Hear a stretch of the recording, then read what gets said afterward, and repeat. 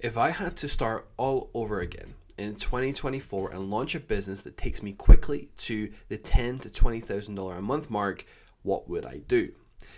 If you're new to my channel, my name is Niall. I'm one of the directors over at Skill Certified. I focus on the sales and marketing components of the business, driving those sales. Now, over the past 7 years, I've been in the digital space and I've seen quite a lot in that time. If you remember the journey over the last 7 years, 30th of April 2024, if you remember that journey where we've been in 2020, right? The volatility of those markets. I've seen the different markets. I've reacted to those different markets. I've literally lived those different markets. I've also seen people come into the online space and they try to get those quick wins. They try to launch a certain business type, or they buy programs for $5,000 or $10,000 or something like that, and they think it's that quick win that just gets them the business model. When the reality is, I would actually attribute any success that we've had over the past 5 to 7 years to actually developing core capabilities, core skills. Now, my background is not in the marketing space whatsoever. It is not. I was in the finance space beforehand, and completely unrelated, nothing to do with it whatsoever. I was completely fresh. And when I first started, I didn't have the money to invest in programs. I didn't have anything actually. So I had to do it the hard way, and I had to learn the processes myself. And what this video is going to be, and what you're going to learn in this video, is essentially the do's and the don'ts, right? Based on my experience over the past 7 years, what would I do right now if you were to ask me to start over again fresh? What type of business would I launch, and what would I be focusing on? And it's going to come down to a few key components here. Number one, making sure that business is robust and can stand testing different markets. Number two, making sure the business has consistent customer acquisition and happy customers, most importantly. And number three, making sure that business actually reflects the lifestyle that I want to live. Now, there's a few key components there, and I'm going to dive into them. So, first of all, we're going into 2024. We're mid-2024, I guess, Q2 of 2024. And I saw an interesting news article this morning that told me, or that said, that a huge amount of businesses, I'm not going to say it was a historic amount because I can't really remember, but a huge amount of businesses in the UK have gone into liquidation, which is far more than normal. And there's a lot of economic uncertainty globally, from the house prices in Canada and the cost of groceries in Canada, to the interest rates on mortgages, to increasing energy prices. It's crazy out there, right? And we've seen times like this before, though. We have seen that in 2020, March 2020, we all know what happened there. We've seen those volatile, uncertain conditions happen before. And there's a few key components, having watched and observed that and actually being inside of it, essentially trying to build and launch and maintain a business in that world. There's a few things that I've learned. There's a few things that we did right and did really well, and I want to give you that information. So really what we're looking for is a business that is always in demand. That's component number one. And I want you to think about this. When it comes to economic uncertainty, I just mentioned that the interest rates on mortgage payments is increasing rapidly, or has increased over the past year or so. That means the rent prices have increased as well. So any business owner that may have a premise, the rent on that premise has increased, or might have increased. The cost of goods sold, the cost of foods and groceries and any form of raw material is increasing most of the time. Again, it squeezes their margins more and more and more. Cash flow in the market has drawn back a bit, so customers are spending less. There's less money flowing through, which means people are not buying as much. So these businesses are being squeezed more and more and more and more. Now, they can't really, if you think about the only ways they can actually solve that problem, they can reduce their expenses. They can reduce how much they're spending. But when you're in a market where the costs are actively increasing, what chance do you have at negotiating better terms of and decreasing your cost, your expenses? Very little. So the only way for them to actually get more business or get more revenue through the door and sustain, if they have increased costs, they have to increase their revenue. So if we position ourselves in an area where we can actively provide a service that increases their revenue, we're in a good position because we're always in demand. Businesses always need more leads and more sales. So instead of trying different services and different things, I wouldn't take that risk. I would position myself in a service that I know already has the demand in the market. that gives me demand. That allows me to get customers myself much more easily. Now, on top of that, I want you to think about this. If you were to go out there and start any other business or start any other service operation, you have to learn the service, the skill set of actually fulfilling for the client or the service or whatever it might be. You have to learn that skill set. And on top of that, you also have to learn how to generate leads for yourself. So 2 different capabilities, which doubles the amount of time that you have to spend learning. All these get rich quick stuff, that stuff doesn't really work. The one thing that does work is actually developing the skill set and making sure that skill set is in demand. If you develop the skill set of creating demand and moving the needle of sales and marketing, if you develop that skill set, you have power, right? You have something that's in demand. You have something that's indispensable. In times of uncertainty, they still need you. So if that's the case, you're going to be quite consistent. That's the key. You can be quite consistent, but you have to learn that capability. Now, instead of having to learn both lead generation for yourself and a service, what if you just made that lead generation service? What if you made that the core component of your business? That is going to cut your learning time in half, because you only need to learn how to generate demand. You have to learn that one skill set. That's all you've got to do. Learn one skill set, and it's multi-purpose. It is your service delivery as well. That's the key. That's how you can speed up, by putting yourself in a position of demand, by making it multi-purpose, by making your learning multi-purpose. One way or another, you're going to have to learn. That is the key behind success in this world. You have to learn and develop that indispensable skill set. So instead of doubling the work, why not cut that in half? Why not just learn how to create demand and then offer that service to other business owners? Now, there are different ways you can offer that service, which I'll explain in a minute, but that's exactly what I'm doing. That's exactly what I would do. That's exactly what I would do I did in 2020. It's the same thing. So one of the key components here, or one of the key aspects to consider, is when it comes to generating leads, we're solving the same problem, right? We're not having to learn multiple different things either, or having to change what we do for different markets. Yes, there's going to be different nuances. Of course, there's going to be different, a chiropractor might need different leads from an auto mechanic. Sure. But the market, because every single business out there needs more sales and needs more customers, need more leads, there's a mass market approach to it, which means even if you narrow that down into certain markets, your market's still big enough. It's still huge. Now I'm going to give you something a little counterintuitive when it comes to selecting those markets. I wouldn't pick a market like chiropractors or mechanics or auto body repair shops or anything like that. I wouldn't pick a market with a label like that. What I would do is I would have my lead generation types, which is, okay, do they want, is it a problem-based market where the person, like they've got a burst pipe in the bathroom, right? And they need that problem solved.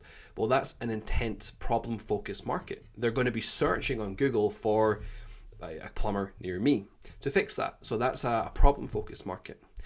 That's a particular type of demand-created lead generation. It's one particular aspect. That is essentially a niche in itself, because it's the same process you can replicate over and over and over again for different markets that are more urgent-based. Then you've got the markets that are not urgent-based that maybe use call booking funnels. Again, you can go into multiple different markets where they take their sales calls, which is maybe their digital sales calls, maybe it's like a Zoom call or whatever, something like that, where they're booking calls into the calendar. You can specialize in that type of lead generation. Or maybe it is more appointment-based. For example, med spas, chiropractors, even auto body repair, all these things, they are appointment-based, and it's another specific type of lead generation. So for me, the problem I'm solving, the type of lead generation and the problem that I can solve is the niche. I'm not segmenting myself into one little space. I'm segmenting myself into one type of lead generation and becoming ridiculously good at that process. This means your efforts multiply, right? As I said, if you want to be successful, you're going to have to learn the skill. There's no other way to do it. You have to learn the skill. There isn't a quick fix for it. There are things we can do to make it go faster, but you have to learn the skill. So instead of having to learn multiple, maximize the amount of time, maximize your efficiency by making sure that your efforts are multiplied, learning in-demand skills that are multi-purpose, that help you as for your own business and also help your clients. It's the same process, it recycles. That's what I would do. The second component here is the ways that we can make this easier to do. And this is where you can leverage things like the software. If you look at my channel, you'll see a lot about us documenting the process of building a SaaS marketing agency, where we are selling the transformation and lead generation processes on the front end and using software as a retention tool. The reason we do that is because I don't want, and I've been in the high ticket space before, I don't want just those one-time sales coming in. That is a very fast way to reach burnout. And it doesn't really create the life that you want to build unless you want to be at a desk all day, unless you want to be on calls all day, managing tons of people. If you want to do that, then it's the option for you. But if you don't want to do that, there's different options available for you. And I actually believe they're better. So you have to think about the type of business that you want. And I prefer businesses where we can offer that transformation and actually offer a much more competitive price than the market, which means we don't struggle for lead generation. Our customers are very, very happy, and there's retention there as well because we're leveraging software, which keeps them coming back and using it, utilizing it. Not just using software, but actually having a purpose for using that software. Again, a couple of my other videos, I mentioned the example of ClickFunnels, how they did this. That's a perfect example of what I'm talking about here. So there's different components to that. You've got to look at, okay, when it comes to that business, how can I build that retention? How can I build that consistent monthly payments? Because when it comes to the high ticket markets, is much more stressful. It's much more difficult. If, as I said, if I was just starting out, I wouldn't necessarily know how to deliver a service for $5,000 or $10,000, right? There's a lot of pressure on that. So I'm going to remove that pressure by offering a service at a much lower price point, like $197 a month, something like that, and just build that customer base, which isn't as difficult because number one, I'm in a position myself in an in-demand market, in a problem-focused market.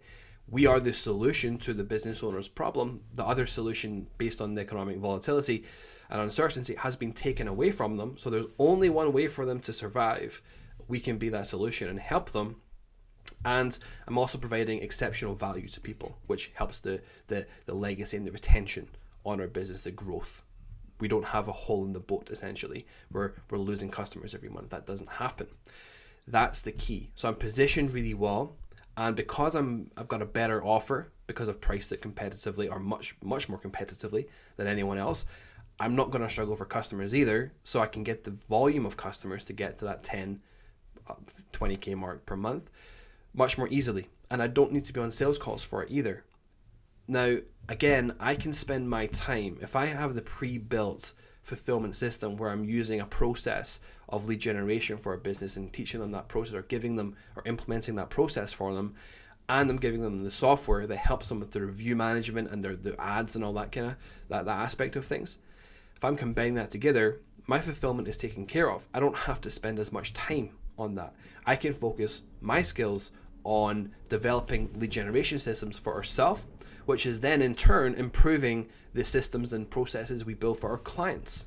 So it's a double whammy. I'm maximizing my efficiency here. I can spend my time where I have to spend it to benefit my business, but also benefit my client's business, simply by making sure you're positioned in that demand pocket. And that's the secret to this process. That is how you have success in these markets. Now, the final aspect here to consider is the lifestyle that you want to live. I mentioned it briefly a few moments ago, but I was in the high ticket space. I've been in a position where I've had 20 sales calls on my calendar in a single day. I've had 152 sales calls booked in 14 days. I've been in those positions. I've been in the positions where I've closed high ticket deals, and then you've got to, in large volume, and then you've got to also juggle the fulfillment of that as well. I've been in the position of trying to hire people for those processes and it not working too well because there's issues with that process. I've been there. I didn't like being stuck to the desk. I didn't like the volatility in our revenue because if we had a fulfillment issue, we had to deal with that. We couldn't generate leads as much, which meant the next month, the knock-on effect was no sales or a lot lower volume because there's no repeat revenue. Yes, you might have payment plans and things like that, or you might have a monthly larger ticket service, but the expectation on that is much higher, and the churn, the rate at which you lose customers, will be much higher as well. Whereas the model we focus on is much lower ticket, it's much lower price point, where we can massively over deliver for customers in a tremendous fashion and give them the tools they need, which means they retain, which means we're consistently paid every month, and it doesn't suck up our time essentially, right? We can focus on what we want to do. We can operate behind the scenes and not be on sales calls all day long because our customer acquisition is on autopilot. It runs all day, all night. And we can live the life that we want, which is a life of freedom, right? I don't want to be stuck at a desk when I want to be doing something else. I want to be able to travel. I want to be able to work from anywhere. And I'm not painting a life of, luxury travel, working on a beach, that kind of stuff. No, that's not really for me. What I'm really focused on is freedom, right? Having the ability to do whatever I want to, whenever I want to, and really having the choice, making those decisions. We are not lavish spenders by any means at all. That's not how we operate. We keep our expenses relatively low, to be honest with you. And it's a wonderful peace of mind though.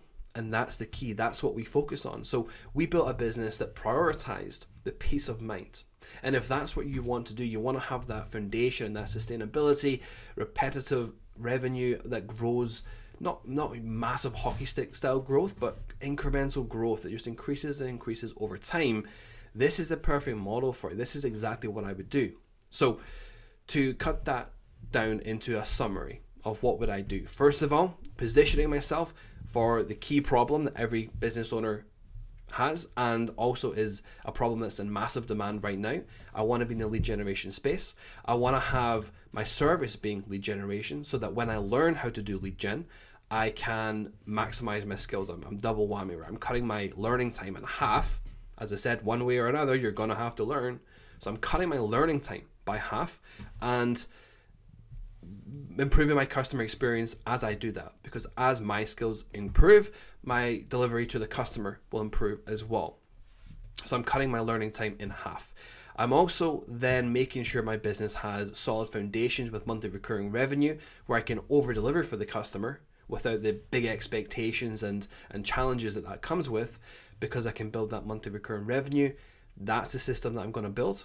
And then I'm going to build the business for freedom that fits the lifestyle that I want, that gives me the peace of mind that I'm looking for so that I can make good business decisions without feeling stressed all the time or panicky. That's the key. And that is a shorter video on exactly what I would do if I had to start all over again. Broad scope, it is lead gen. It is focusing and leveraging software on the back end as your fulfillment system for retention. It's lowering those price points to over deliver for the business owner, because that's going to retain, make your business life much easier, and you're going to get referrals and you're going to build a great brand around it too. And it'll also fit your lifestyle because you've got that repeat income coming in, which is something that everybody misses. So you're going to have to learn the skill.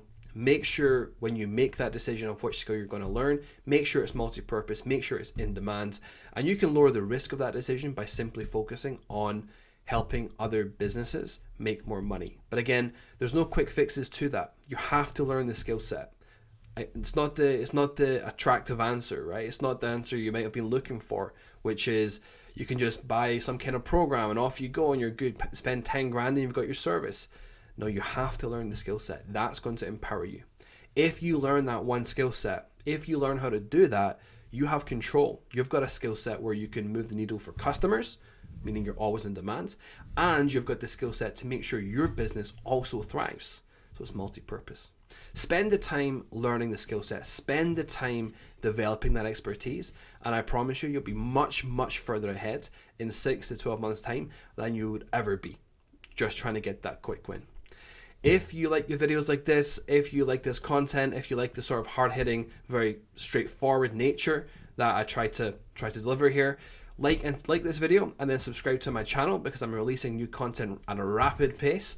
And hopefully, if you have any question, or hopefully you do enjoy this content, and if you have any questions, let me know in the comments. I do respond to every comment and I'll answer you in depth as well. So that wraps up this video. Like and subscribe, and I'll see you on the next video.